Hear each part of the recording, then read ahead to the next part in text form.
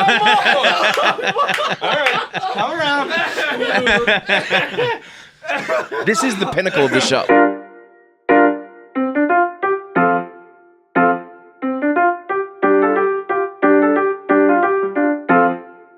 All right, it's another edition of KFC Radio on the Barstool Sports Network. This is our fourth to last episode. 4 left, or 3 after this one, right? Yep. So 3 more after today. We're getting down to the wire. It's real. It's happening. I feel like the announcement was a big deal, but I kept telling people, it's not done yet. And I was like, oh, shit, it's about to be done. Yeah, it's ending faster than you thought. Like, we got a whole month. Right. We were planning this, that, and the other, and we didn't really get to a lot of it because we've just been doing the regular episode. And, Paz was like, all right, we got to, no, we don't. We have 4 episodes to do all these reminiscing and play these videos, so we got to get to it. But I also think it would not be, it's very apropos to end with yet another rant from me about a minor to major inconvenience in my life that I brought upon myself, but god damn it, is it fucking killing me. This house, dude, is killing me. I'm at the point where I'm ready to lose like all of my money if it takes so to just be done with this. I completely agree with you. I get where you're going. Why is that happening right now? It's so I fired my general contractor and I'm getting a new guy in. And now the only thing worse than having a contractor who has just completely fucked you on from money to time to the house itself, every step of the way. The only thing worse than that is trying to transition to a new one. Because it's like presidential administration's changing. It's this guy was doing all this wrong shit, and I got to undo it. Everything he did was So and then this contractor I hired, everyone told me he does good work, but not quick work. And at the beginning, I said that's okay. I want a job done well. And then I met a couple more of his guys who do other things, and they were like, "Oh, you're working with him, huh? Like, I'm telling you right now, this job will not be done in 2025." And I was like, wait, what? And like, sure enough, they were all correct. And by that point, it was too late. This is my problem, dude. And this is on me. Like, I hired the wrong person. I hired multiple of the wrong people. I hired a girl that was like a designer and was going to be like a connection to the brands and materials. She had done like NBA players. She had done celebrities. So I was just like, cool, like sounds good. Frontward facing, like all of her stuff was really good. And she was like, I'll look around your area and I'll find a contractor for you. And she brought me this guy. Same thing with him. Like he has a book of work. At the time, there were really not too many bad reviews, if any. Since then, there have been bad reviews. So I'm wondering if this is all happening at the same time. But my point is, what are you supposed to do when like someone just fucking lies to you like that? Kevin? Like how can I, people are like, oh, you should have like vetted him more. I'm like, how much, what do you want me to do? Like interview everyone he's ever worked with? What am I supposed to do? I'm so happy. I'm very sad this is happening to you, but I'm also so happy because similar on a much incredibly smaller scale, it's happening to me where I have a person who's working on my apartment who everything has been wrong. And I was fighting with my dad about this recently, and he was taking their side, which was and nobody wants that. Dad, just let me vent and say, "Oh yeah, you're right." But he I understand the things I was saying. Like, I was like, "This is bullshit. Like, this is unfair. He's a crook." Mm-hmm. And he was like, my dad was like, "Well, no, you got to know when you're working with construction people, like, you got to double the time it's going to cost, and you got to triple the cost." And like, that's not why. Why is that accepted? Why would I be the base? Yeah, I was like, why would I ever do that? Why would I double the time she told me and triple the fucking cost she told me? And he was like, that's how it is. That's how it is. I'm like, no, that's a fucking crook. And what pisses me off is that people fucking attack they're like, oh, lawyers are crooks and fucking insurance agents and doctors and farmers. But construction, blue collar, salt of the earth, good guy. Working with their But hands. I'm supposed to double the time and triple the price? The biggest crooks. That's they are the biggest crooks. Crazy. And there's also... And, like, I'm supposed to know that? Double the time, triple the price. Well, this is why... That's your job. Tell me the time, tell me the price. That's your only fucking job. Double the time, triple the price? How? How? In what other industry does that happen? You know what I mean? If I was just like, oh, it costs this much to advertise, and then we get into it, I'm like, actually, you owe me 3 times the amount. Dude, what? My dad looked at me like I was an idiot. He thought I was the dumbest guy alive. No, we are idiots. We're dumb. Yeah, but that's why? Because I trusted someone? Because I believed in someone? But this is what I'm realizing. Because I fucking hired someone to do a job. They told me that this job will cost this time and this price, and I went, cool, sounds like a deal. I'm the idiot. I know. I'm the asshole. But we are in the sense that we can scream about it till we're blue in the face, which we're doing. Yeah. But also, it ain't changing. So it's like when I bought an old house and I said I'm gonna fix it up, and everyone was like, that's gonna be a lot of work and it's gonna be tough. And I thought that meant like it's gonna cost a lot of money to do a renovation, and when the renovation happens, it's going to be shitty. And now I'm realizing what they meant is like, it's not going to be shitty. It's going to be like criminal. And you have to just be prepared for that. And I like going into the next one. I'm probably never going to do this again, but like, we're not wrong, but it's just like that is a life experience that you have to go through in order to understand what the people are really telling you. Right. It's almost like if someone's telling, it's like when you tell a kid like, yo, enjoy college because work is going to suck. And you're like, oh yeah. And then you get there and you're like, oh wait, this sucks. They weren't kidding, But then why are we calling them blue collar, salt of the earth people? You fucking robbed me blind. No, you're right. That needs to change because they're fucking crooks, dude. And you know what's even crazier? It got to the point before I fired him. In my opinion, blue collar, salt of the earth people don't fucking rob you. Don't rob me blind. Don't lie right to your fucking face.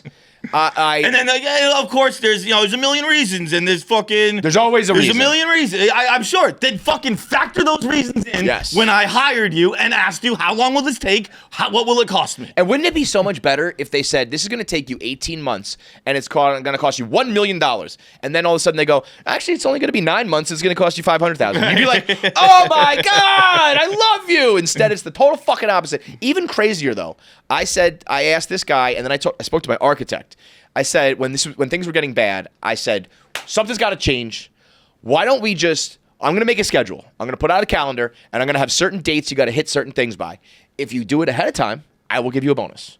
If you miss it, there will be a penalty. And everyone was like, oh, no, we're not doing that. No. The contractor just never even like considered it, never replied, never answered.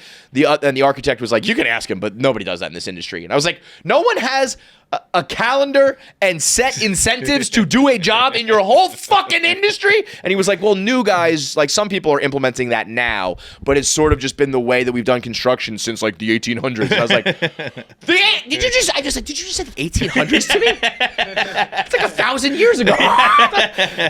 And I understand, especially again, I bought an old house. And also, I get that this is like, woe is me. Like, I bought a really nice house, and I decided to do a very expensive upgrade, and it's not going well. It's like, cry me a fucking river. But what I did realize... But it's still, you entered an agreement, and that agreement is not being stuck to. And you're allowed to be mad about that. And we're going to go... Now I got a new guy in there. I really trust him. He's done work for me before. And he is like, I'm going to be the person working on this project. That's the other problem. In the construction world... At least in my experience, the amount of middlemen, it's like, oh, I oversee this, and I tell a foreman who tells the guy to do the work. Which I think's done intentionally, so the guy at top can go, hey, well, look. Oh, it's absolutely done. And also they don't want to do the work. It's like, you don't want to fucking swing the hammer. And then it leaves the ability for everyone to go, I just did what I was told. I just did what I was told. And then it gets the top guy, and he goes, you know who does it like this? The mafia does it like this. Yeah. He's a mobster. Yeah. And I as much as I'm like, it's not life or death, and I brought it upon myself and all that shit, but it's going to end up being 2 years. And 2 years is like a chunk of time. Yeah. And the amount of stuff that's like impacted, like I by now for sure anticipated having a studio in my house, doing like a new show from home that I was like, I want to start something at home. That way, like, that's something I could do like every day. Because maybe I'm coming to the office, maybe I'm not, but I'm always going to be home. I could always do that. So like, I'll wait for that to be done. I'll give it a few more months. Now it's like I've waited for 2 years. And like the things I wanted to do have all changed and morphed. I was thinking about my kids. My kids, we're basically like confined to like one room right now because it was all supposed to be done in waves. So like this will be done and you could move in there. And then that's done, you can move in there. Yeah. And it's all coming down at once. So like I don't have a kitchen. The kids, Keegan doesn't have his bedroom. We don't have our playroom. So we're just kind of confined to this one room, which again is totally fine. There are plenty of people who just live in an apartment and it's all good. But it's this like... It's like 2 years of my we started when my daughter was 8. She's gonna be 10. It's like it's 25% of her life was spent like I can't really have play dates at my house with their friends because it's in the middle of a construction zone. Yeah, and I wanted to do I wanted to set this up so you could play here, and they can't do that. And it's not, again, nothing's like life or death, but I'm just like, this has completely fucked me over the last 2 years of my plans that I wanted to move forward. I wanted to do things differently, and also just the mental when your home is fucked up. When you're like, my lease is expiring and I got to find a new apartment. That is so like nerve-wracking. When you're buying a house for the first time, when you're decorating, when you're renovating, when you get kicked out of somewhere, someone raises your rent, all of those things, like completely fuck you. Well, it's just more so than anything. That's your one place you're supposed to have peace and calm. And now especially it's chaos. when this is chaos all the time, right. I'm like, all right, let me go home and rest my head. Now I go home and I'm like, get me back into the mud on the internet. 'Cause it's better than dealing with this fucking asshole. And like I also try to be. That's another thing. I had like grand plans, and everyone was really excited about it when I first announced it, to kind of do like a HGTV type shit, you know, like extreme makeover. And I think now what I'm gonna do with these new guys is make a little series of like the nightmare side of this. Like, watch this before you go through renovation to know that this is how bad it can get. Because again, everyone says to you, "Oh, it's gonna be tough." It's like, let me show you how tough it's gonna be. And old people are probably laughing like, "Yeah, we told you so," but it's like, you didn't show me so. I want to show people to avoid what could happen, you know. But that's a good idea. Yes, like.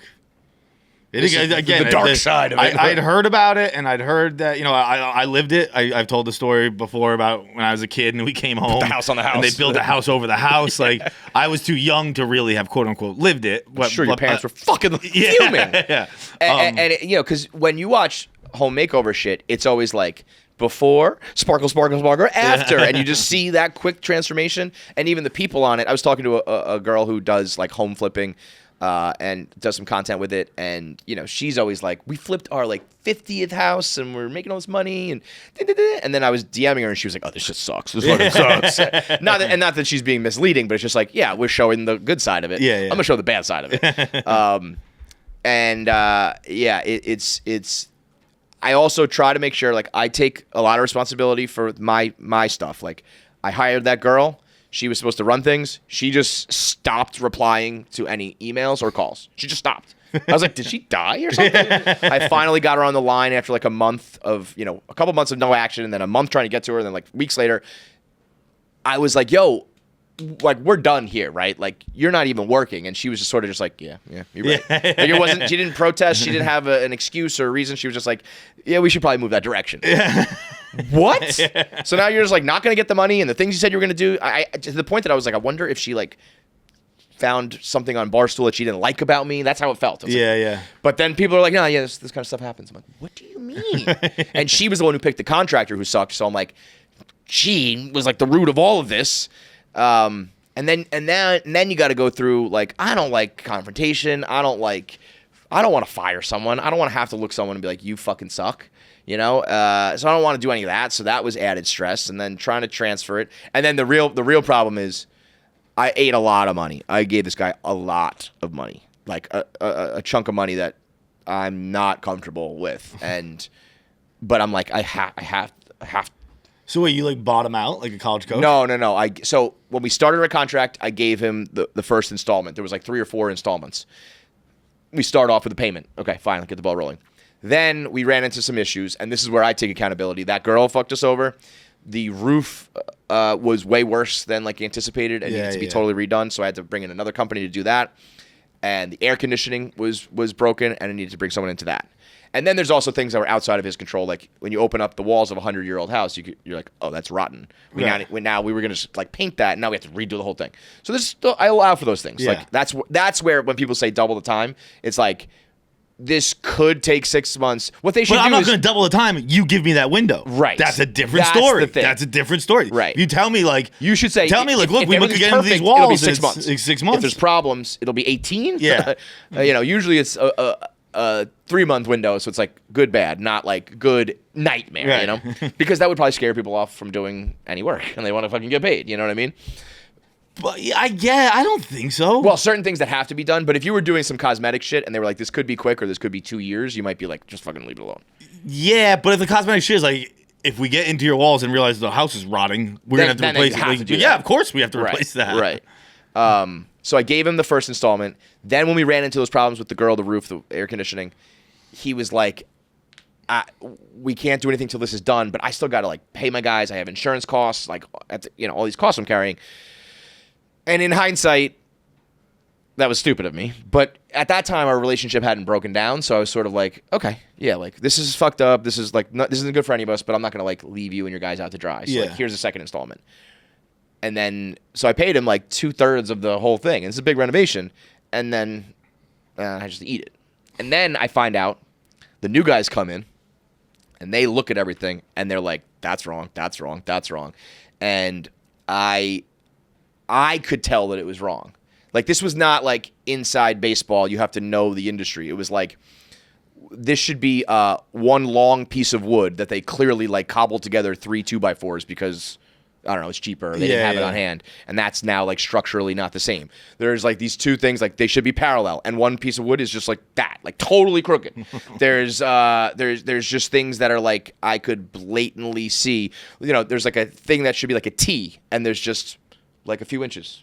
So it's like, that's not resting on anything. All these things that like, if you know just basic things about life, let alone you're supposed to be. You've ever done Lincoln logs? Basically, yes. It's like, yeah, a little kid would know how to build a block tower, and it ain't like but this. Yeah, if I put another log on it, it's gonna fall. Yeah, yes. So, and like, there was a lot of, we failed a couple inspections.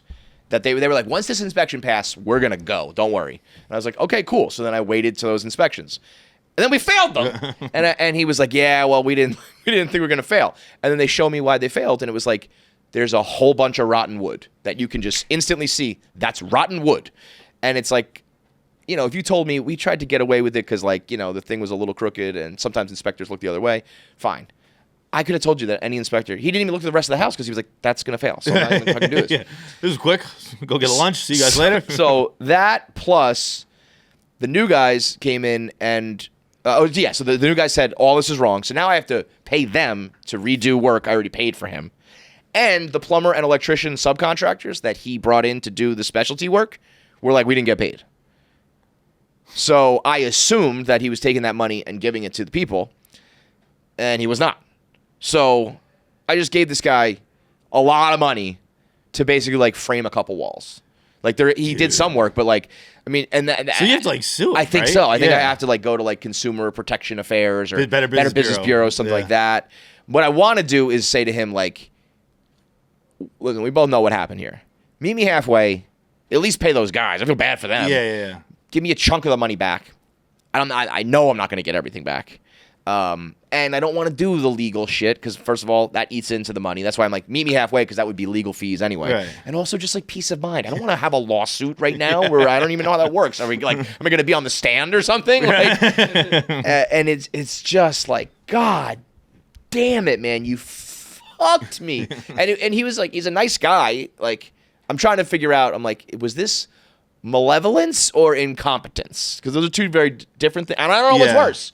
The whole time I keep saying to myself, either you were lying to me and you're an asshole, or you actually didn't think that there was a problem here and you thought that these things were normal, in which case, what? You're the stupidest boy alive. Congratulations. Yeah. And it's just like, you know, and I just feel so fucking foolish for like, now I kind of realize what some of those warnings from like my parents and older people were, that it wasn't just like, that's going to be a headache for you and a lot of money. Don't you want to just buy something turnkey, you know? It's like, maybe I wasn't listening, or maybe they didn't say it explicitly enough or whatever, but what it should have been was like, this is going to ruin your life for a couple of years. Are you cool with that? Because then, you know, at least I would have gone into it being like, this is going to really fucking suck. I went into it being like, this is going to be an inconvenience, but it'll be okay. It'll be fun. We'll film. I'll get some good out of it. Instead, it's just like, I mean, right now, even we weren't supposed to go through the winter. So by this point, we've like opened up a part of my house during the spring and summer, and I figured it would be done. Now it's not done. It's 20 degrees outside. I have half my house exposed. It's fucking freezing. My kids are freezing. It's like 60 degrees in the house. So the new guys, right away, the first thing they did was like set up this, like they put like a zipper up plastic thing that like seals it, you know? But that's to get into my kitchen. So now, anytime I want to go to, and what I'm going to do is I got to get a fridge and just put it in the main room, fridge. Done that. Right. Which is like, so just do that and then you don't have this problem, Kevin. But it's also annoying that's like I have to put everything in this one room. But now I am, like Ace Ventura coming out of the rhinoceros's ass. Like I zip, and I like step through. I come out, I have a drink and some food. I have to like step through it without fucking spilling it. It's like all these things that are just like a constant reminder of like I'm living in this war zone, all because of these people who just fucked me. And to back to what we were saying earlier, like how much research or something can you do on a person? How could you ever really be comfortable that you've shown that, like, okay, this person will do the job? Right. Do I have to call your parents? Do I have to get testimonials? I mean, I guess that's like what job references are. It's like I need to hear from 3 people who worked with you and all those things. Maybe and that's, you know, I guess if I'll ever go down this road, I'll do that. Like I'll really investigate it. I went back and looked at some reviews. There was only one review that I saw prior to me working with him that was like, this is going to be a problem. Since then, there's been a lot of people who are explaining my exact experience to a T. So I wonder if he's just like burned a bunch of bridges or ran out of goodwill. Yeah. The industry passed him by, whatever it is. But part of me is like, how did you ever have this job, let alone...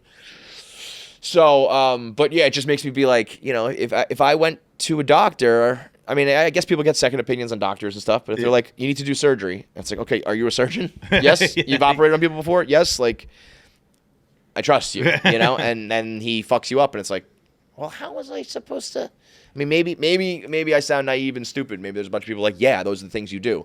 But I lived in a world where, like, if the mechanic tells you, like, I can fix the engine, like, cool. And then when you drive off the lot and it breaks right away, you're like, okay, I guess you lied to me. It's like there's a little bit of a difference of like me being stupid versus me just getting fucked by someone who blatantly lied. You know? It wasn't one conversation. We had 100 conversations. Yeah. You kept assuring me that this would be fine. It wasn't just like, oh, sure, here you go. Here's my checkbook. Right. Like, we had a lot of conversations. I raised my concerns. You came back and you assuaged me. You told me I'd be fine on those concerns. So now you fucking suck at your job. Yeah. That's the long and short of it. And you fucking suck at your job. And I really go back to like, is it just that you sucked, or in the back of your head were you going, I told this guy 6 months, no fucking shot. Yeah. Because the other guys being like, he always does slow work. I'm like, so that means you know that you signed on for jobs that were 12 months that took 18 and 9 months that took 2 years. And like, so why did you fucking lie to me? Yeah. I had faith in people, you know, and I guess I shouldn't have faith in fucking people. And also, it's just the mush, man. It's like, how did the girl I picked be terrible? The guy I picked be terrible? Like the inspector who came to check on the house before I moved in said everything's good. He was wrong. Like everyone's wrong. Everything I touch is wrong. God fucking damn it. Pete Holmes has a funny bit about that where he gets called gullible a lot. He's like, I'm not gullible. You lied to me. Yeah, you guys are manipulative liars. You. Yeah, yeah. That's not a shortcoming of me. Now, like, what would be gullible is if this guy said, like, hey, I know it didn't work out, but I'd love to do, like, you know, the other half of your house. And I said, yeah, let's give it another shot. I'm gullible and stupid. When you go to a professional who, and it's also like this guy's old. It's not like he was like 22 and starting out. It's like, oh, yeah, I picked a rookie and I got rookie work. It's supposed to be like a veteran of the game, and you just fucking lied to me, you know. But I guess that's, you know, the life experience that. But what bothers me is like the acceptance. Like your father was saying, no, you got to double and triple. That's on you. It's like I now understand moving forward. If I ever do something like this, I know the risks and to double and triple the time, the money, and all that. But it's not. Still doesn't make it okay. No, we should still say, I know this is going to take me 3 extra months, and fuck you for it. Not just like, I know, shake hands. Yeah. You know? That part is really fucking shitty. So. And I told Owen the other day, Owen was in here, and I was like, people are going to tell you to buy a house. Don't do that. They're going to tell you it's a wise investment. They're going to tell you rent is flushing the money down the toilet. You're not going to have anything to show for it at the end of the day. Don't listen to any of that. And then when you do buy a house, you're going to think about things like, I want it to have character. I want it to look unique. I want it to be, there's some history there. Fuck all of that. Buy yourself a cookie cutter McMansion in a housing development that all looks the fucking same, and it looks like the model home from Arrested Development, and the walls are like hollow, and the acoustics are terrible, but it's standing, and it's good, and it's done, and it's clean, and you never have to fucking worry about anything else. That's what fuck all the other shit. Because at least for me, it just ends up being where you rest your head. It's like, I do think the house I bought is very cool. People keep saying when it's done, it's going to be amazing. It's like, when it's done, I'm just going to be like, thank God it's done. Yeah. I don't think I'm going to have this like renewed sense of life. Because I think you will. I mean, I will only because of it's like exercising these demons, you know? But I think you will. I think it sucks. I think when it's all done, you'll be like, thank you. Fucking hope so. Honestly, like, you saying all that just depressed the hell out of me. Because, like, I've been in those houses. You don't want those houses. I know. You want the house you have. Yeah, like, you're right. I guess in it's 10 what it is. years, It's like cramming in like 2 years of like misery in exchange for like 30 years of not being like this place. Exactly. You know? You'll have 10 years of being like, is someone fucking in the basement and I can hear them closing a door? Yeah. Because nothing in this house is fucking... Everything's paper thin. Dude, looks that the same. bothers me so much. When that part is you can true, even but- hear the door when it shuts, and it like... There's just those doors, the way they shut, there's just an extra, like... This like is a piece of echoey, shit. yeah. This is shit. You know, This the is one dog thing shit. I really wish I had, though, and I feel like I've seen this in at least newer built homes, quiet stairs. Yeah. Quiet stairs. Like I was in I was at some family, and they have like a new, modern, new built but nice house, and it's just nothing on the steps, you know. But then once they're upstairs, you can hear them fucking clear as day. Yeah. Clear as day walking around up there. That is true. You can hear the fucking toilets flushing and shit like that because everything's this fucking thin. Yes, that part is true. But I just, I have an old wooden staircase with like a windy banister, and it's just like crank, crank, crank, crank, crank, and it's just like But you're probably right. But I just know for myself that like novelty of things like homes and cars wear off on me pretty quickly. Like in the beginning, I was like, wow, this is big, and like look at the yard, and look at the cool turret, and like all that shit. The stained glass windows, and that part that is still all cool. But eventually, it just becomes like, this is where I sleep at night and eat my food before I go to work. But like, then I think eventually it'll come out the other way, and you'll go like in 10 years, you'll walk around, you'll see that stained glass, you'll go, God, it's fucking beautiful. And you know what else I'm gonna do? This is gonna make me utilize, like, I wanted to have a 40th birthday at my house and have everybody come as like a belated housewarming plus my 40th birthday. I wanted to host Thanksgiving, couldn't do it. Like all these things that I hope when it's done, I'm gonna be like, play dates are at my house. Like, people come to my house. Family, I host. Pool parties, like birthday parties, gonna be hosted in the backyard, all that shit. So I hope that this makes me be like, all right, we went through like fucking hell to get this done, so now we're gonna like really make sure we use it. But I also know myself in terms of like, at the end of the day, it's funny. I could probably just live in like a studio apartment, but it's when I purchase something that was not that, and I'm forced to live in it, that I'm like, fuck this. There are even times where like, I've always thought this about like 50 bedroom mansions and stuff. It's like, if you like forget your wallet somewhere, it's like, oh shit, I forgot my wallet. I go back and I gotta grab it. We pop in and grab it off the thing. 50 Cent pops in. He's like, I gotta walk like.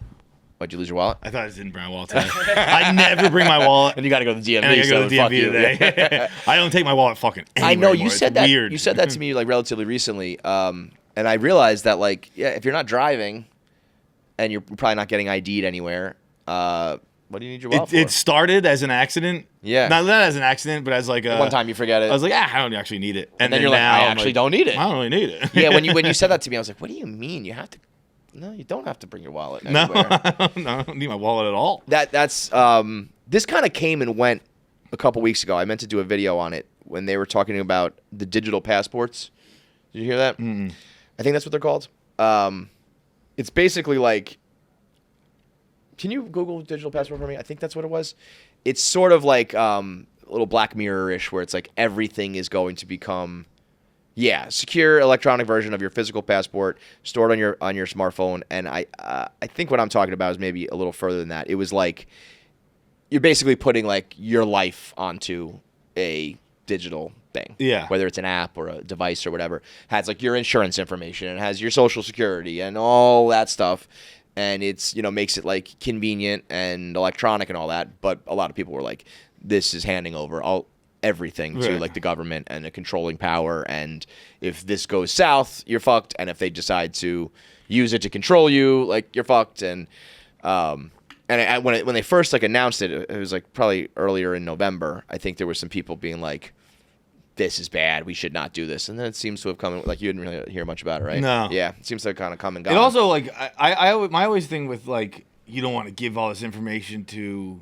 It's like we already did, bro. Like who doesn't have my information? I know. Right. At this point, and I first of all, I'm not like in a rush to do this or anything like that. But just like if this is a government thing, they have that information. Digital they are the ID, ones who gave me the the information. Yeah. Yeah. Well, so it would include your name, date of birth, unique ID number, a photo, some biometrics like face scan, fingerprint scan, and a digital signature or encrypted key proving authenticity. Those all. They have them all, you know. Yeah, like anyone who wants that of mine can have it. So it's like not from me, but they'll go get it somewhere. The idea is to make renewing licenses, accessing government benefits, medical records, banking, travel all easier. Places like Singapore, Denmark, and Estonia have already like totally implemented this, but I like my next Estonia vacation much easier. I know it's a little weird, but they say like government overreach and loss of anonymity, data breaches. Like if they hack this, they've got everything to you, and I think also the thing is when they make it like a requirement. It's like, if you want to travel, you have to give us all your information. It's like, well, fuck that. Like, I want to just be able to like freely go somewhere without having, you know what I mean? But there's a passport. Huh? It's a passport. Yeah. I mean, that's why like the argument of like we're kind of doing all these things already. But I guess if they were to extend that to like other, I think we're used to like travel, you have to do it. But if it was like if you want to have a bank account, you have to give us all the shit. If you want to like your social media is tied to all these things. I don't know. It just seems like it's a. Like, hey, this will be. It's almost like the merger, the Netflix thing, where it's like, no, this will be good for the consumer. It means you don't have to download a million apps. It'll be very streamlined and convenient. It's like that part is literally true. Yeah. But what comes along with it is price hacks and control and all that. So Right. it's sort of the same thing. It's like, yeah, on the surface, they're telling us this is really convenient. Do it. The government does not do things for you. Like, oh, let's make things convenient for the people. They do things for them. Like that's how we're selling it to you. But we're gonna. Utilize it in a way that probably fucks you over. But I think you're also right that it's like we've already done all this. Did I mishear that? That it's like it's the government who has it? Like yeah. So like again, they gave me the information. They have the information. They gave it to me. That's how I got it. Make up my social security from number. Them. Yeah. I'm sure there's more to this than like we are, smart enough to understand. But it's like. I guess you can't give the government your social security number. Like, you talking? Let me borrow it. And I think also it's people just have an issue with like you can't sell my data, and it's like yes they can, and they already are, and you don't even realize. I'm not thrilled about it. I just yeah. can't put the toothpaste back in the tube. So right, What and am also I gonna do? These are probably things. It's like. In a couple generations, could this be like really bad? Probably, but I don't know. By the time I'm dead, it'll just be like whatever. Yeah. So that's a problem for my kids. Yeah. But I think I realized it the other day. My email address is completely unusable at this point. Mine too. It's just like so many promotions and things I signed up for, and like 2-factor authentication. I open up my email and there's like 500 new emails, and maybe one of them is something, and I miss it or whatever, and I want to just nuke my account. I mean, I don't use email enough to the point that it's like if I needed to change my email, it would be like bad. So I probably should just start fresh. But also, I have like other passwords and things that are linked to it. It's just like hard. It's like I wish I could just. And I looked into this. There are services that like.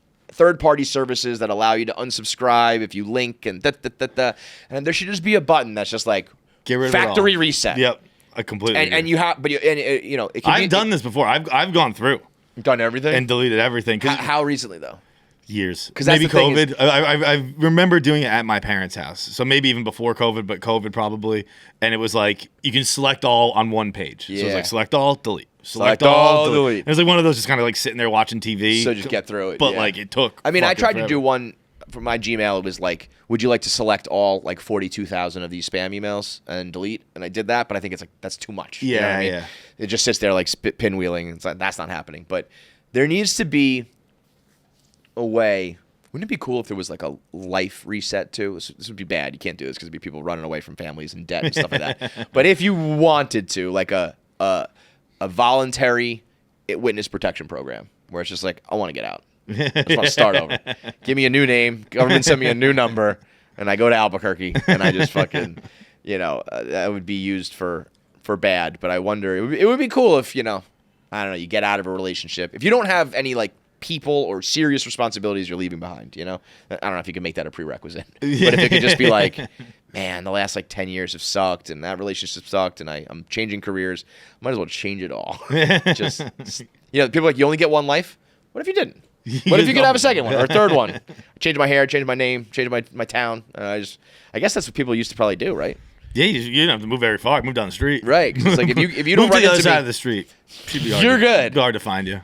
That is such a dream, man. I just think about like the amount of people that just still have access to you all the time. Yeah. Even in a nice way. Ending KFC Radio, I got a lot of texts from people, and a lot of like numbers I didn't have because I didn't store them or they didn't transfer over from my old phone and stuff. People be like, yo, man, long time no talk. Like, congrats. And I'm just like, I don't know who you are. I don't want to do like the who's this. I'm just like, thanks. And I'm like, I'm just talking to people I don't even know who they are. I want to get out of this life. I want to disconnect from fucking everything.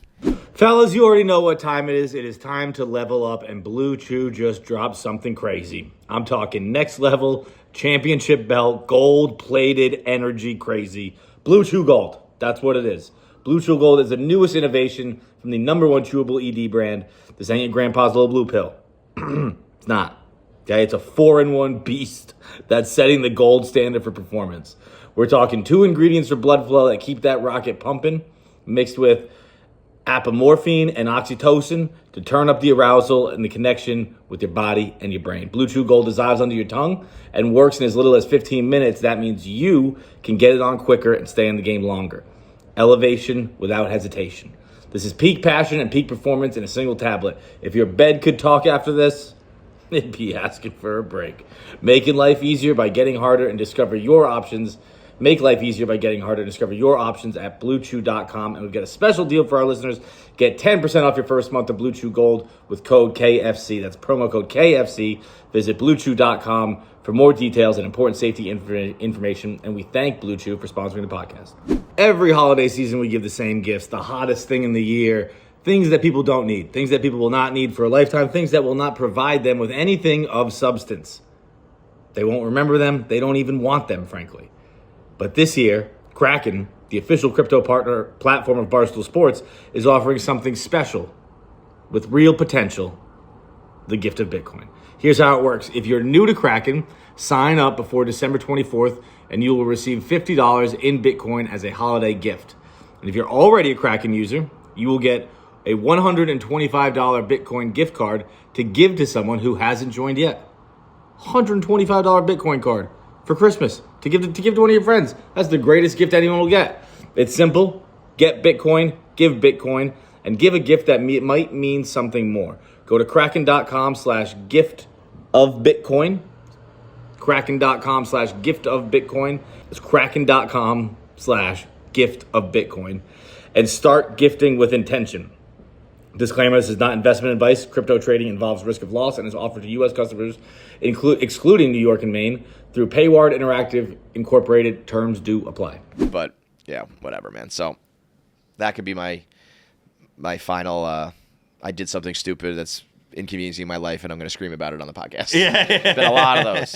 I remember the time I remember I barged in the old studio and had a meltdown because my car broke down. Yeah. And it was just like, yeah, man, you didn't change your oil. You didn't change your oil for like 4 years. Like I was at the end of a lease, and they were like, "Have you changed your oil?" I was like, "No."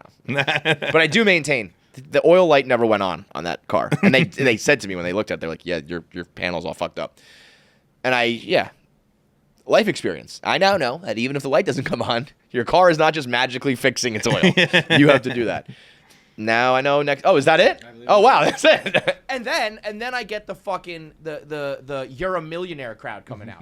I don't have any money. I have none.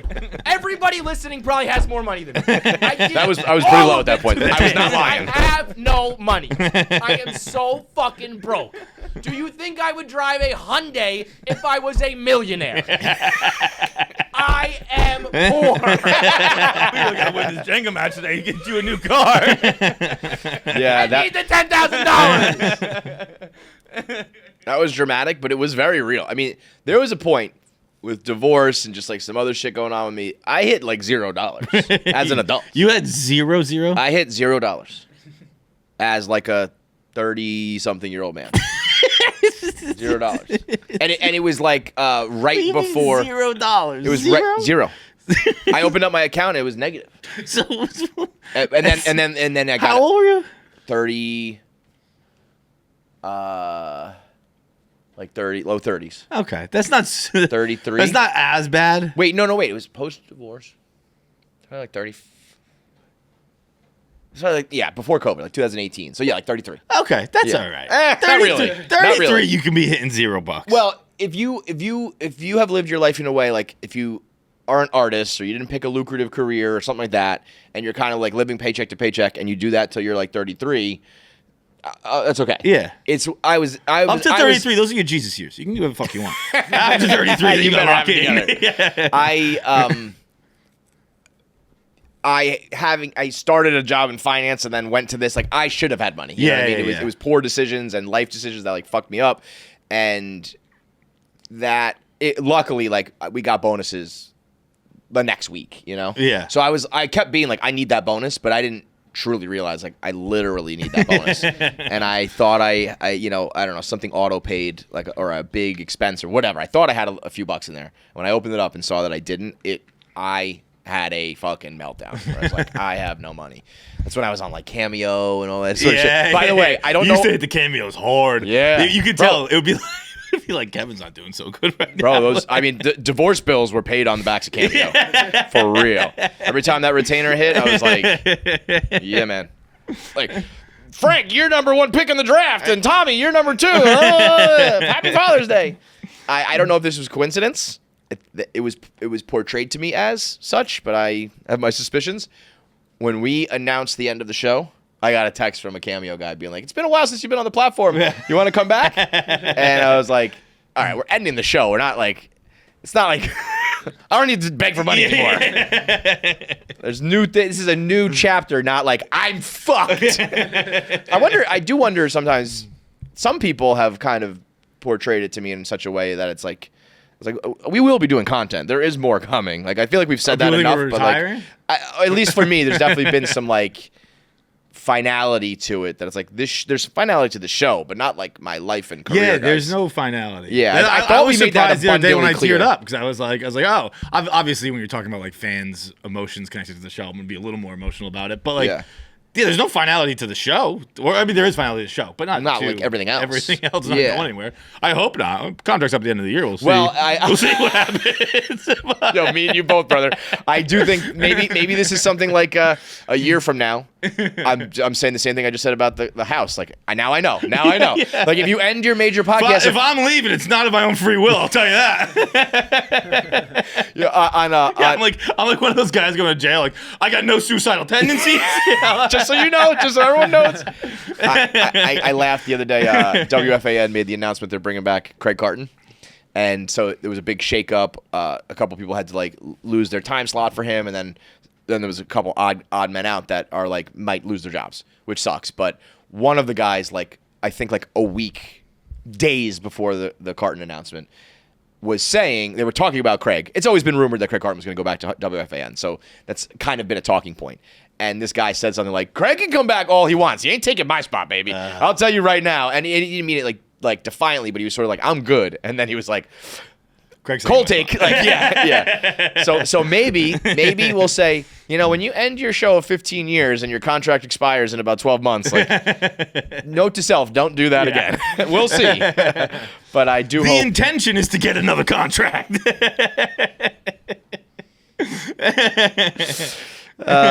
So anyway, we're kind of on memory lane right now, reminiscing. So let's go through some of the old school moments. I think we'll start with the one at the top there, Pabs. This is one that was so funny, and if you're a diehard KFC Radio fan, you'll remember this, but has aged even better, even more on point than it was early on. And I'm talking about John's Timothee Chalamet moment. And what year was this? This was 8. 18, maybe? No, let's see. I want to say that was a good amount of time ago. I think that was pre-COVID. No? It says 2024, but that could be No, definitely not. Definitely not. Maybe If it's pre-COVID, early 2020 at the 2020s. I would guess mid 2020s. Okay. Yeah. Well, we're at mid 2020s. We're at the mid 2020s. I'm sorry, right mid now. 2020 of the year. Yeah. Okay. But maybe it's late 2019. Either way, a long time ago, when John was on his Timothee Chalamet kick. I mean, at that point, I don't know what Chalamet had really done. He had like fucked that peach. He had done Call Me by Your Name. Beautiful Boy. Beautiful Boy. But this is Chalamet pre-Dune and actually, what is it? Pre-Wonka, Wonka, yeah, like now Marty Supreme's out, like pre-Nick's courtside, pre-Kardashian, pre-Kylie. But dude, by the way, I was saying this the other day. The fact that Timothee Chalamet has so much public goodwill that banging the Kardashian doesn't even come up. Yeah, is great. Like Kanye West was the coolest man on the planet. And then he started fucking a Kardashian, and pretty quickly he was a Nazi. Crazy Nazi, and yeah. like people would make fun of him. They'd be like, Kanye's a loser now. He bangs a Kardashian. Like Timothee Chalamet, and maybe it's because Kylie Jenner, who I don't know much about her, but like I don't think she gets the same Kardashian hate. Not quite, but I mean there are some people who at first were like, I've definitely seen some chatter of people being like our Timothy's like so much better than that. But I think for the most part, it's sort of. At least I know for me, I thought of Timothee with a double E and Chalamet, and he did the artsy acting. I remember being like, yeah, this guy like might be a great actor or whatever, but like he's a weirdo and not my bag, you know? And then I got to like know him more and see him more. He's the perfect New York City kid. Yeah. Like he's a New York City kid. I saw his digital footprint when he's a kid is awesome. He's always doing the Soulja Boy dance. He did like skits and talent shows and made silly videos because he's like very much of his era. And when I realized that, and then he started dating Kylie, I think it actually makes it like the ultimate where it's like you are at least were perceived as this like Juilliard artsy kid and you bagged the baddest bitch. Like you can all the Chalamet like actor fans are probably like he's so like in depth and artsy and romantic and thoughtful. Like that might all be true, but he also wants that. Like Kylie Jenner is one of those, I don't know what's real and what's not, and Sergio or whatever, but like she is one of those, I think she awakens like primal shit in men. You know what I mean? It was like that. I want to like hit you over the head and drag you to my cave. So anyway, this is Feitelberg when again, if you're a KFC Radio fan, you absolutely know this if you weren't around for a long time. The question was supposed to be, I don't even remember it now. Would guys be better with pussies or chicks be better with dicks? Right. So it was like if you had to switch. I posed it as a very general question, or in my mind it was supposed to be general, and you went very specific with like who would be a guy. Play the clip. If this happened for a day, whole fucking world, who do you? Or I guess it doesn't matter how long or who it happens to, but who do you think would be better with the other person's parts? So that I meant that to be like men will be better at like with a pussy and women. The answer was supposed to be gender, and John gets specific. Whole fucking world. Who do you? Or I guess it doesn't matter how long or who it happens to, but who do you think would be better with the other person's parts, the other gender's parts? Timothee Chalamet. No. I actually feel bad watching this clip sometimes because I know we were laughing in your face. And I'm sure you were like, "Wait, what?" Guys, really embarrassing. So wholesome. Bro, wait, what I say? First of all, was it the most correct and accurate answer ever given? Yeah, no. Like, we've seen fucking AIs flip Timothee Chalamet into a chick. We've had chicks go viral who look like Timothee Chalamet. Guess what? Everyone wants to fuck them because they're all hot as shit. I can spot talent. I fucking... You nailed it. I nailed it. And because it was such perfect timing asking me this question because the night before there was some kind of award show. I don't know if it was the Oscars, the Globes, or whatever. So I go on to say it in the clip. I'm like, I saw him last night and I was just like, that fucking man is pretty. If that guy magically switched and have a pussy, I would fuck him. That's a very funny thing to think about, like, if someone goes, "Oh, this is a great question. I was just thinking about this last night." It's like, you were? What? like, oh, dude, literally 12 hours ago I was thinking about this. See the rest of it?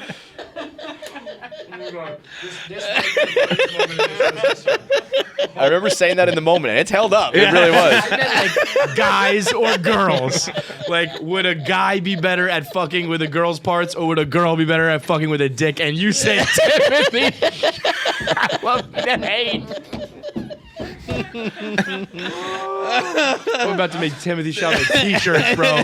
What a fucking moment. I mean, I see where you're going with it, and it makes perfect I saw sense. him last night at the Oscars. I thought he looked pretty. He's a pretty boy. He's a pretty man. I saw him at the Oscars. I thought he looked pretty. He did. He did. Check Can you try to pull up like Oscars 2020? It was just Timothee like, it's like, Chalamet? damn, that dude looks pretty, man. You know, there's a world. I think he kind of looks like the girl from Stranger Things. Yeah, try this one, dude. So I mean, that Kylie's for sure titties on looks there? Come on. like a lesbian who kind of like slicks her hair back, like a Ruby Rose sort of thing. Like, yep, for sure, it's got those vibes. And he at this point he was probably what, like 20 years old? Right? Yeah. Dude, there's How a old is movie. Chalamet right now? He's like 29. Yeah, he's older. Yeah, okay. And Butler's like 32. He can still be broke if he wants. He's The like probably 22, 23. I was thinking about this when you showed that clip. There's a movie, great movie, The Recruit. Al Pacino, Colin Farrell. Yeah. Awesome movie. Yeah. And Al Pacino has a line he says a lot when he goes, "You can say what you want about me, kid, but I'm a scary judge of talent." You can call me gay all you want, boys. But I know. Scary judge of talent. Fuck yeah. Dude nailed it. I mean, this is back when Timothee Chalamet, like you had, movie people knew, but the rest of the world didn't know. And now he is a household name. And Feitelberg was thinking about fucking him with a magical pussy a long time ago. There was a time where when Kelly Martin was still working for us and booking for us, and we were getting like A-list actors pretty regularly. I remember thinking, like, it's not outside the realm of possibility. He's a New York guy. He's a Knicks fan. He's always in the city. Like, we had on people of his caliber, and I could have seen it happening.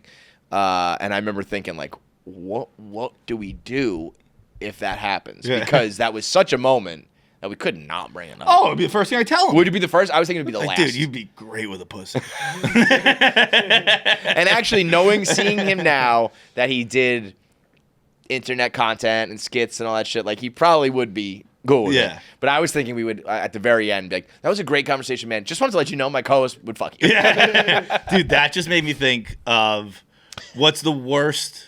Not worst, because it doesn't have to be even worse, but like, what's a question that sticks out in your mind that we've asked a guest where you were like, fuck, that didn't go well. Oh, I don't know if I'm gonna be able to think of specifics, but I can go. So the Seth Rogen. Oh, brutal. But I think he was bizarrely uptight in that interview. But he was good the whole interview.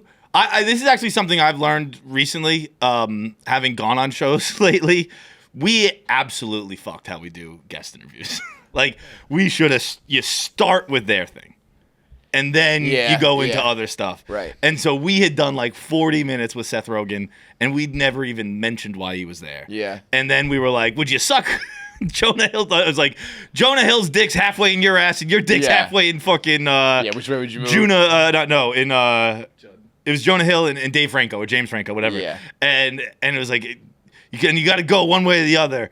And like, we're like, would you do cartwheels on it? And he was just like, are we gonna talk about my charity at all? Yeah. And it was like, but what bothered me about that was like, I remember there was enough time left, and it was something for Alzheimer's, and you had, I think, right? Yeah. And you had like a very personal connection to it. Yeah. Like, I was like, we're about to do probably one of the best like plugs for that charity, because it wasn't just gonna be lip service. You were like, I really, this means a lot to me, basically. Yeah. But the guest doesn't know that that's coming, and probably sitting there like, I also remember off the rip. We made a joke about. I brought up him doing the Bound spoof. Yeah. And I remember kind of being like, what was the impetus for that, or the inspiration or whatever. And I remember him at one point kind of just being like, well, I'm not homophobic, so like it was something like that. And I was sort of like, well, he took that the wrong way. I don't remember early that. I on. remember asking about the video, but I just don't remember that part. I remember it was sort of just like we were laughing about it because it was like funny, but then it kind of got turned around and it was like, do you think that's funny because it's like homophobic or something like that? And I just remember being like, whoa, that was a big leap to there, and I just didn't see it coming from Seth Rogen. I also thought, I remember doing that hypothetical. I remember going into that being like, Seth Rogen's down to clown, like stoner comedy guy, he'll like have some fun with this, and he did not. But then also now seeing Seth Rogen now, not surprised as much. Right. We just had the wrong perception of him. Right. But I also think that perception, maybe I was wrong, but I think that perception at the time was kind of warranted. Like, I don't know, if you watch like This Is the End, and Yeah. like, we could ask any of those guys this fucking But answer the I internet think stuff, you know? I think with again, just having gone on shows, I remember being stressed about like how are they going to bring up mascots? How are we going to talk about mascots? How am I going to work mascots into And then if they just conversation? don't do it. And then like when you start on it, I'm like, oh, I'm done worrying about that. Okay, now let's talk about the show. And I remember just again having done those shows, I remember being like, we should have started with their stuff. Yeah. I think that would have put guests more at ease, just because I knew how much stress I felt going into it. And then immediately that stress was gone because we talked about the thing I wanted to talk about. I used to think of it the other way, of like the audience, where like if you like open up the Seth Rogen interview, I don't think the first thing you want to hear is about like this charity. You want to hear about like the good stuff. But it's like, but that's our job, right? You got to make the charity part and interesting. also like that's what the audience wants for sure. But you got to just like sacrifice that for a little bit. You're gonna have to fast forward. Or you're gonna have to listen to 5 minutes first, or whatever. You know? Also like you might fucking that interview in particular. This doesn't ring true for everything, but like that interview in particular, what he was promoting was fucking awesome. It's on Netflix still, I think, but it was an ALS. That's what it was. Basically a charity live show that still has one of the funniest things. Like I've laughed so fucking hard. They had the sketch done by the guy who does Rick and Morty. So it was like a sketch, like a cartoon sketch that they just played, and god damn was it fucking funny. I also think that there's a very big difference between now and then, where I think that even that was still early enough, where when a guest was a big guest that you liked was on a show you liked. Hilarity for Charity is what it was called. That's right, I remember that. It was like still a big deal, and like the first time and shit like that, where it was like, I want to hear Seth Rogen talk about Superbad, because I've never heard that. Right. And now it's like everyone has done a million podcasts and you've heard a million stories, so it's not as like imperative, you know. It's like now we can talk about something new because everyone's already either watched interviews or they follow those accounts that give you all the secrets of Superbad, and you know what I mean? Yeah. So a lot of early days, I think, was like, this is our opportunity to like talk to Bert Kreischer about Van Wilder, you know? And it's like, now you would never ask that. It's done. You know what I mean? So at that now point, we'd ask Bert questions that in 10 years we'd think that'd be stupid to ask him that question. correct. Yeah. So I guess the thing is something to learn there is like try to make content, specifically interviews, that are a little more timeless and like not of the moment. Yeah. You know? Because even that, like we were doing Answer the Internet, those hypotheticals were big on the internet. Looking back on it now, it's like, I don't know what you know what I mean? Yeah. But in the moment, that I think that was a valid like thing to try to bring up. Also, I mean, for me, of course, we can't do this without talking about Action Bronson, though. But I absolutely still stand by this 100%. This podcast is brought to you by Fair Harbor, makers of the world's most comfortable swimwear. The same comfort that's earned thousands of 5-star reviews is built into their super soft apparel, made to be worn hard and broken in by the life you live. If you're hunting for great gifts this season for your brother, your dad, or honestly yourself, Fair Harbor has you covered. Their best-selling driftwood stretch denim pants, their Saltaire crew necks, and Dunewood flannels are guaranteed crowd pleasers. You want to know why they're guaranteed crowd pleasers? Because everything is insanely soft. But they're also designed well, built to last, and responsibly made. So you can give a gift that even the pickiest guys will love. I'm one of the pickiest guys, and I would tell you I would love this. And you can feel good about doing a little good for the planet. Fair Harbor, you got to get them. You got to get the softest clothes. Kevin, you see him in the overshirt all the time. The denim overshirt from Fair Harbor is perfect. Everyone should get that. And heads up, December 16th is the last day for ground shipping if you want your order to arrive in time for the holidays. So get that in by December 16th. Head to fairharborclothing.com. Use code KFC20. Use code KFC for 20% off your full price order now through 12/31. But remember 12/16 to get it in time for the holidays. Once again, that's Fair Harbor, HARBOR, clothing.com for 20% off. And make sure you use our promo code KFC so they know we sent you. Phoenix is the first sports drink that combines everything I need into one single can. It is not your typical energy drink. Phoenix gives me natural energy from green tea instead of artificial caffeine garbage. It's got 0 sugar, 100% daily value of 8 essential vitamins for immunity. There's literally nothing else like it on the market that delivers with this complete functionality. Whether you're crushing morning workouts or fighting through brutal 3 p.m. crashes, Phoenix has you covered. There are no jitters, no crash, just sustained performance when it matters most. Phoenix is built for people like us, like you and I, who answer the call and need to be at our best when everything's on the line. We get knocked down, but we get up again. We get back up. Whatever. It's like the lyrics. And Phoenix fuels the relentless mindset. So stop settling for drinks that only do one thing. Get Phoenix. It does everything. I personally like the orange. Orange is my favorite flavor, but there's a berry blast that's really good. There's all kinds of great flavors. Use promo code Barstool5 for $5 off your order at drinkphx.com.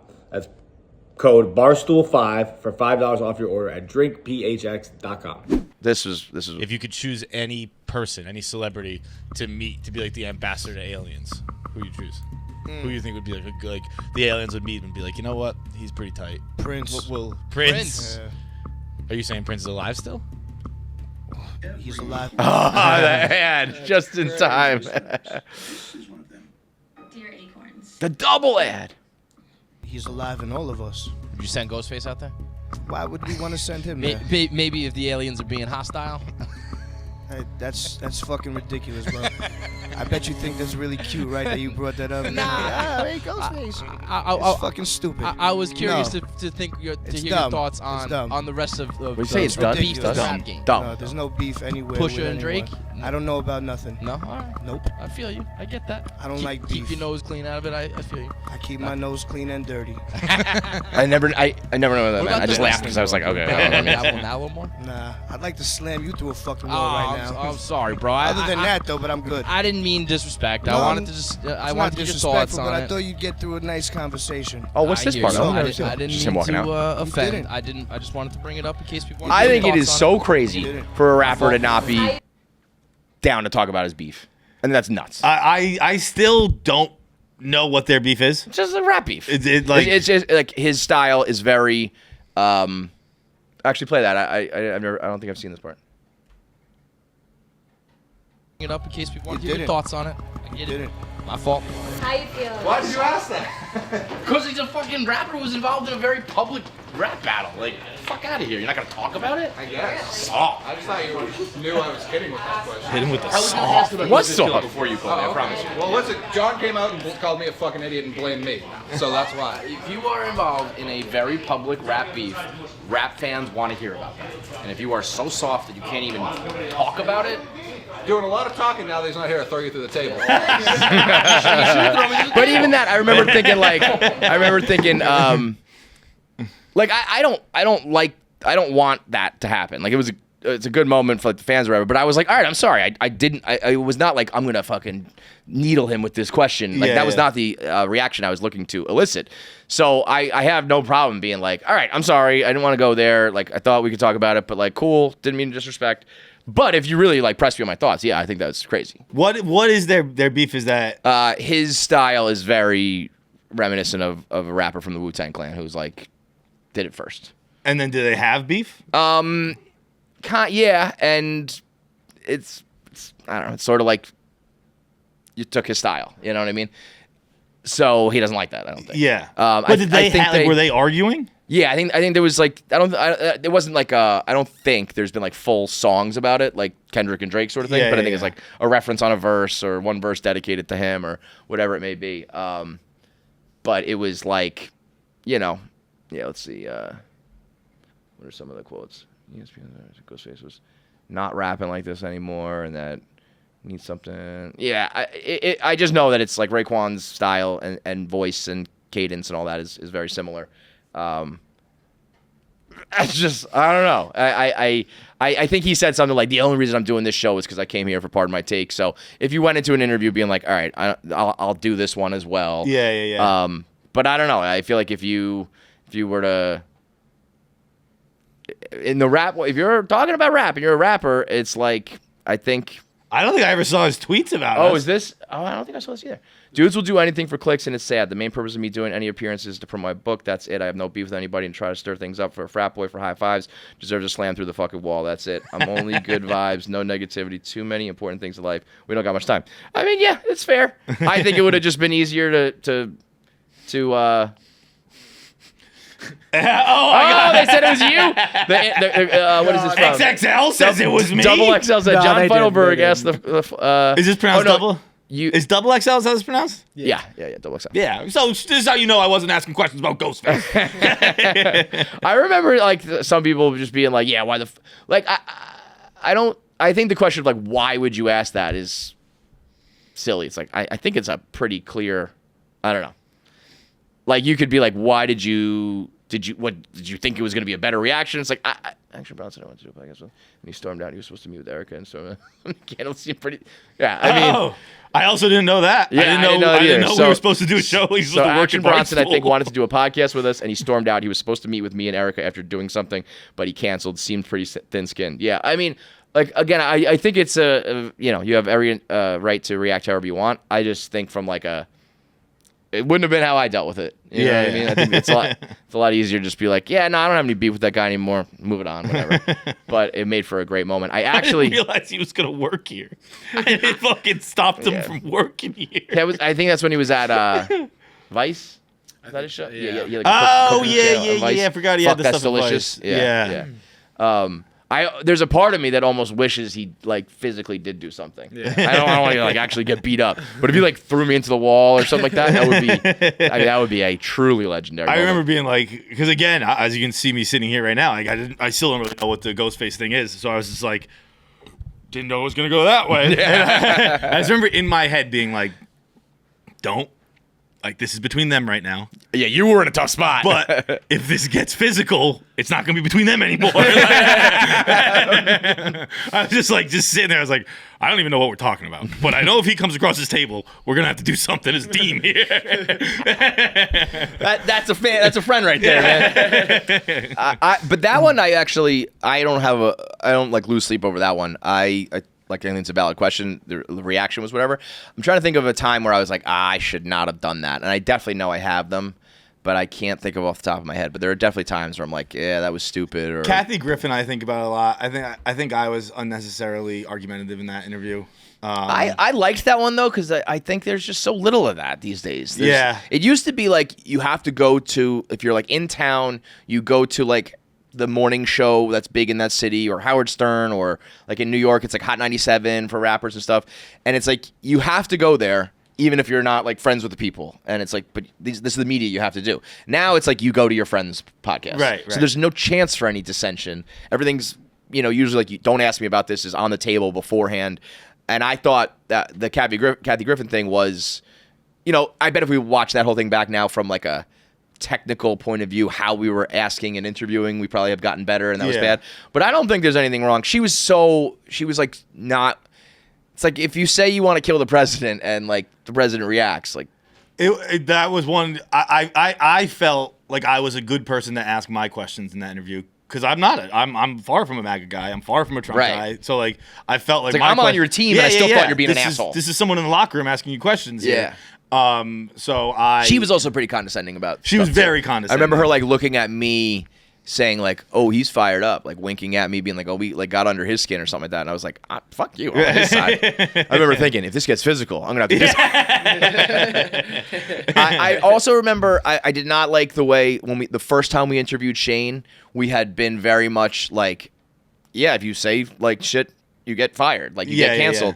And then I was trying to be like, I do agree with NBC to fire them, but like I sympathize with that you're the victim of it. It's affecting you. And I think I did a lot of like, because I at that point was not confident enough. I think in this thing I could be like, if it was now, I think I could be like, this sucks, but you understand what happened, right? And instead I was like, I've said in the past this, but I don't think that. And it was like a 20-minute question, and I was like, yeah, you're clearly uncomfortable with I remember our first Shane interview, and I remember it not being great. Yeah, because it also, I think I remember I did a solo interview with Shane at one point relatively early, and we never ended up releasing it because it was kind of awkward. Because I remember being like, "Oh, you don't give a fuck. You let it rip. Like you don't care about like getting canceled. You'll say whatever. And he was sort of like, no. Like, and I was like, well, but you did, because like you said those things.